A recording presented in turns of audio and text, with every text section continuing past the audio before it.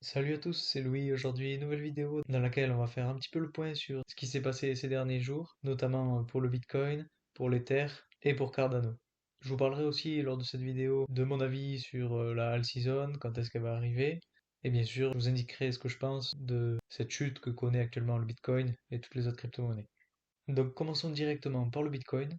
Ce qu'on peut voir sur le Bitcoin, c'est notamment ce dont je vous avais parlé dans ma précédente vidéo, c'est-à-dire le double pont qui est en train de se former ici, avec une ligne de tendance qu'on peut voir ici. Donc sur le long terme, ça ne m'étonnerait pas qu'on aille descendre jusqu'à cette ligne de tendance, ou du moins qu'on aille se faire supporter par la moyenne mobile qu'on a ici. Si on se base maintenant plus spécifiquement sur un graphique avec des chandelles de 4 heures, on peut voir qu'on a vraiment une grosse résistance qui est placée ici, voilà à peu près ici, et on peut voir aussi donc une formation un petit peu en triangle. Si je le trace, ça donnerait voilà quelque chose comme ça, en triangle avec la ligne de résistance, et qu'on serait sur le point de venir casser. Donc soit on casse à la hausse et on repart encore plus haut et on arrive à nos targets. Pour rappel, nos targets qui sont à 80 000 pour la fin du mois et plus de 130 000 pour la fin de l'année. Ça risque d'être un peu compliqué à moins qu'on voit une énorme poussée vers le haut depuis cette ligne de support.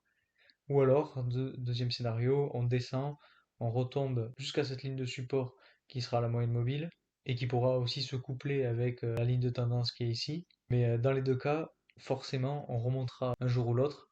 Le Bitcoin n'est pas voué à tomber, selon moi, n'est pas voué à tomber du jour au lendemain, surtout à cette fin d'année. En effet, là, on va avoir la période des fêtes qui va arriver, donc ça va être une période où tout le monde va parler entre eux, et les gens vont se réunir, vont parler du Bitcoin, des possibilités de gains qui s'offrent à eux, etc. Et je pense que ça va prendre beaucoup d'engouement et qui pourra peut-être même correspondre à la vague 5 de la vague 5 du cycle d'Elliott et à la période d'euphorie qu'on doit connaître pour clôturer ce bull run. Donc selon moi et pour le court terme, voilà, il nous reste pas grand-chose avant de terminer ce triangle. Je pense qu'on risque de consolider, d'avoir une petite résistance ici, venir retaper la ligne de support ici et repartir à la hausse pour le 25 novembre, c'est-à-dire demain. Donc vraiment demain ça va être moment de vérité, voir si ce pattern se vérifie. Sinon, notre pattern qu'on peut observer, c'est si on prend un peu plus haut, voilà, et qu'on suit vraiment les sommets, on aurait une sortie de triangle vers le 26 novembre, donc dans 2 jours. Voilà, donc ce point-là à surveiller. Pour moi, on cassera à la hausse, donc à voir dans 2 jours si ça se vérifie.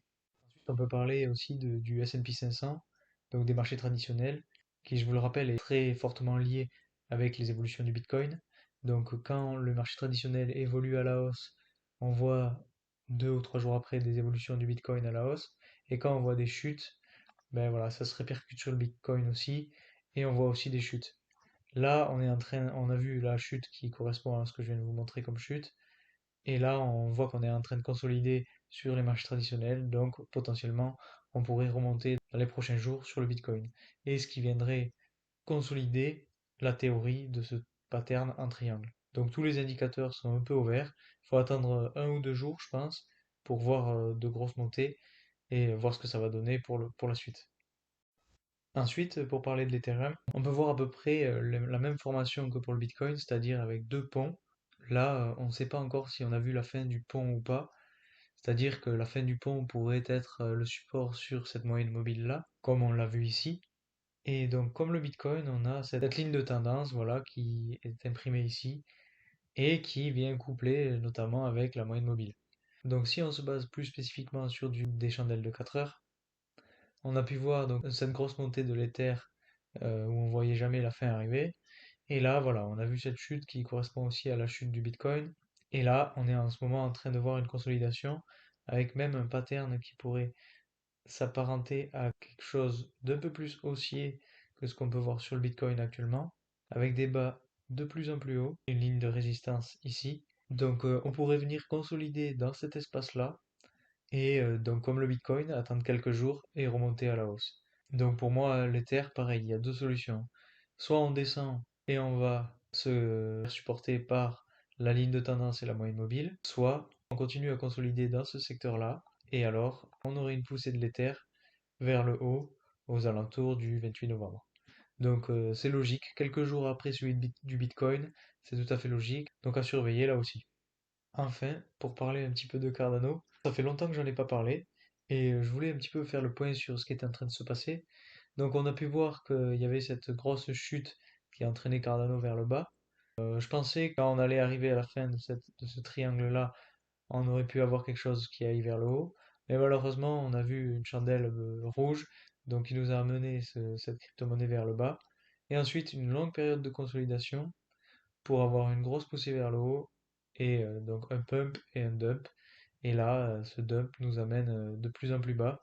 On est quasiment à 1,50 $, donc c'est vraiment pas très très beau pour le Cardano. Si on regarde un petit peu depuis l'ancien all-time high, on a une chute de presque 50%. Donc c'est énorme. Là, il faut voir jusqu'où on va descendre. Si on franchit la limite symbolique des 1 $, voilà, vous voyez, là voilà, on est venu se faire supporter par la limite à 1 $. Si on y arrive, ça sera très problématique, mais je pense qu'on fera quand même un bas qui sera plus haut que ce dernier bas-là, et donc ensuite qu'on sera supporté quelque part par là, et qu'on repartira à la hausse, notamment lors de la alt season. La alt season qui entraînera un petit peu toutes les crypto-monnaies. Donc ça, c'était sur du graphique avec des chandelles journalières. Si on se base maintenant plus spécifiquement sur un graphique avec des chandelles de 4 heures, on peut voir que ce qui est en train d'arriver n'est pas très très encourageant, avec notamment cette tendance baissière qu'on a ici. Si on arrive à trouver du support par là, aux alentours de 1,50 $, ce serait génial. Par contre, si on commence à aller plus bas, là, ça reste problématique.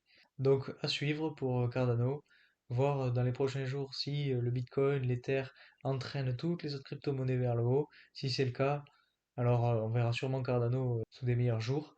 Mais voilà, pour l'instant, on attend. De mon côté, je garde mes crypto-monnaies et mes positions sur Cardano et on voit ce qui se passe par la suite. Voilà, donc c'est tout pour aujourd'hui. Vidéo assez courte, mais c'était pour un petit peu faire le point sur ce qui était en train de se passer sur les grosses crypto-monnaies, sur ce que je pensais un petit peu de l'avenir et de la fin d'année sur les crypto-monnaies, sur la all season, etc. Donc si cette vidéo vous a plu, n'hésitez surtout pas à mettre un like, n'hésitez pas à vous abonner aussi. Je fais des vidéos à peu près chaque jour pour vous tenir au courant de l'évolution du marché. Donc merci à ceux qui le font, ça me fait vraiment plaisir et moi je vous dis à très vite pour de nouvelles analyses. Salut!